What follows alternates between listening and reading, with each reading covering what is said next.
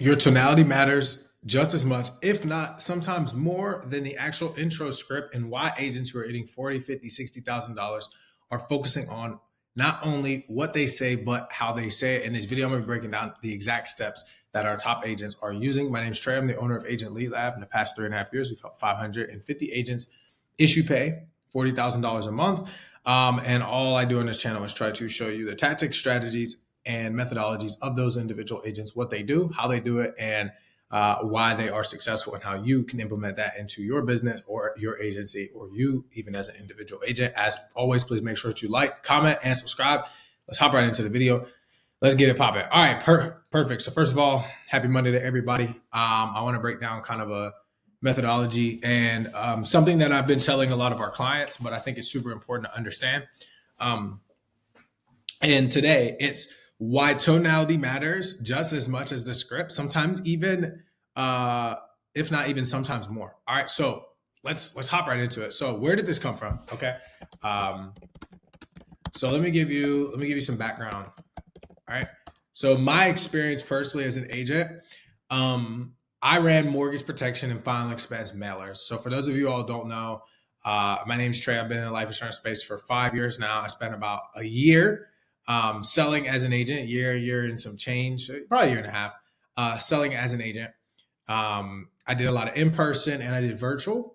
I did mainly in-person, transition to virtual. One of my buddies, we kind of learned how to do it together as the industry was changing, because a lot of people were in person. That's the world I came from.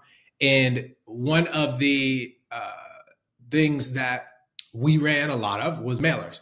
Whether you were buying them from our center and they were old, or whether you were buying fresh ones, I did a mixture of both. And one of the things about mailers that everybody says is like the intent is way higher, the leads are way better. There's nothing like it. And I'm like, you know what? If your reason for saying that was because it's an untapped market, which is actually has like some truth and validity to it, which would be that mortgage protection mailers, final expense mailers, they are an untapped market, meaning that those individuals who are filling out those forms aren't getting called as frequently as somebody like a digital lead. I would 100% agree with you. But to say that that client is a better lead than somebody who's filling it out online is the furthest thing from the truth. And I'm going to explain why. First of all, there are millions and millions of businesses, there are hundreds of thousands of businesses, probably millions, but I don't want to misspeak. I know there's hundreds of thousands of businesses and business owners who run advertising that do not send out mail. So to say that mail is significantly more of a higher intent lead just because it's mail does not negates the fact that there are other ways to facilitate intent outside of just them not being contacted, right? So when you think about the intent of the lead, most people consider really one key principle. Now we can sit here and go through, oh yeah, this person closed. People understand that sales are sales. The reason why people say intent is in their mind, what a lot of life insurance agents mean when they say this is a high intent lead means the remembrance of filling out. Okay, I want you to understand something. I don't actually even know this, but let me just pause for the cause and look something up. So let's talk about something that is so, and I looked it up because I just wanted to see. I actually didn't know this, but this was my assumption. So let's look at this. Why did Meta make a special ad category for life insurance, right? And here's what it says. Meta created a special ad category for life insurance incorporated into the broader financial products and services category as of October of 2024 to prevent discriminatory advertising practices and ensure compliance with anti-discrimination laws, right? Which in a nutshell says they do not want people to discriminate or go after only specific niches for a product that is really for everybody. Right? They don't want to discriminate towards it. Now, what they've done is say you cannot target by age. You can't really do any zip codes. You cannot do any lookalike audiences. They're basically telling you that the reward is in the people who know how to market, which I love, right? It made a lot of marketers leads, and it made the lead game a lot better, in my opinion, because it was not just a matter of throwing up some garbage ads and getting a bunch of clicks. Now, significantly in the past, that's why people were like, these leads are way better, meaning mailers, because what people were really saying is when I called them, they remember knowing what it is that filled out. My thought process on it. Meta's probably like, hey, this is just mine. This is Trey's theology. Not saying it's correct, but insert this if you feel like this is an agent. I feel a lot of people will relate with this.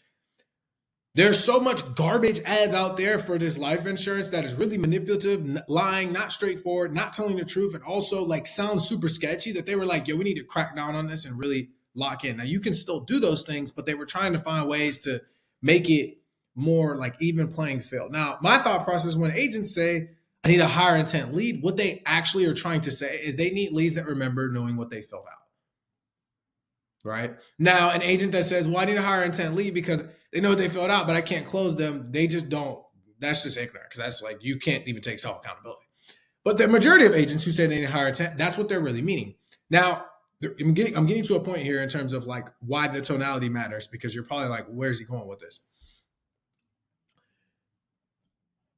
What I explain to people is when you work with a company and you buy leads, right? Most of the time you buy internet leads, what are you getting, right? So here's the thing, right? Most of the time,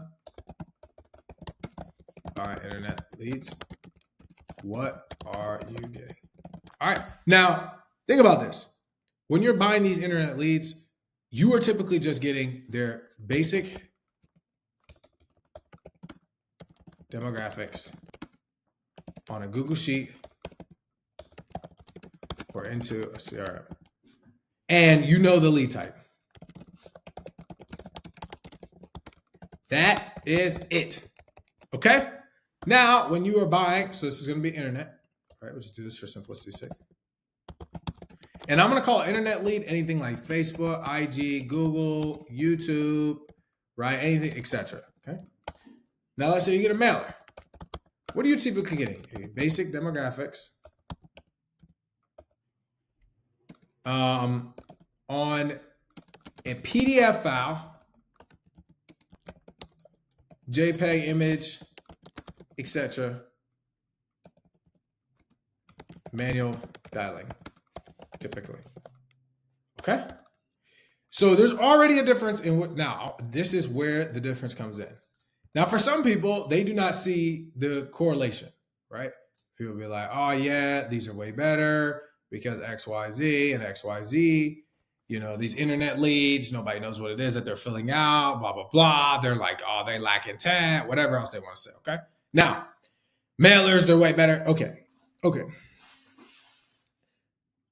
I'm at my house, I'm sitting there, and I get something in the mail that says state regulated filing expense, mortgage protection, home loan programs.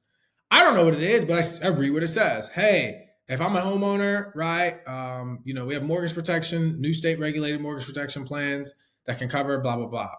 If you're a filing expense, you have state regulated filing expense, life insurance options, blah, blah, blah.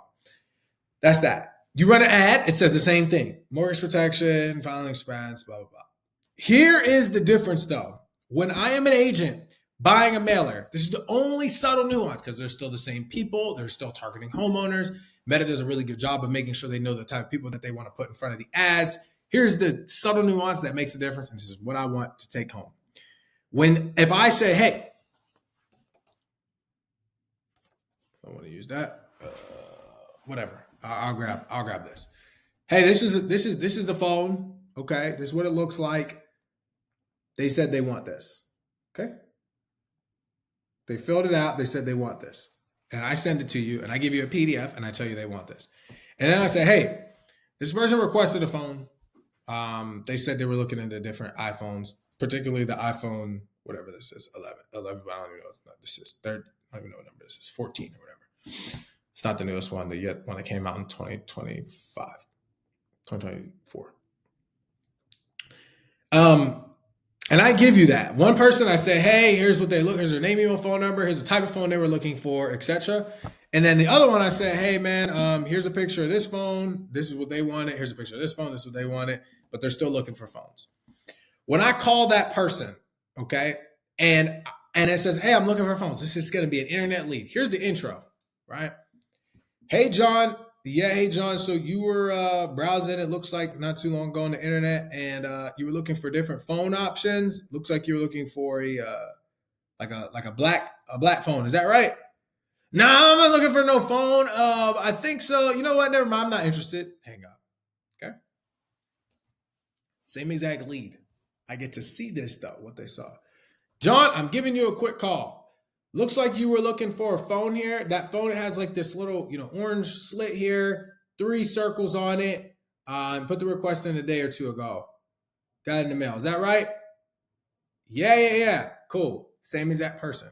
Okay. Do another example. Looking for this phone. Hey Susie, you're looking for a. Looks like you were looking into phones. Looks like you're looking at an iPhone 14. Does that ring a bell? No.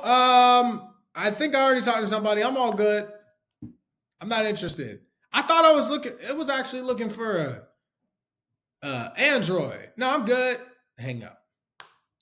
Susie, I'm giving you a call. It looks like you're looking for an iPhone 14. It was like a shiny-ish case. It had a little, silver part at the bottom. Looks like you could probably pull it out.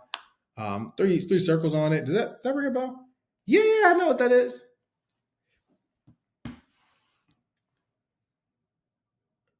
Here's the thing. A script is amazing.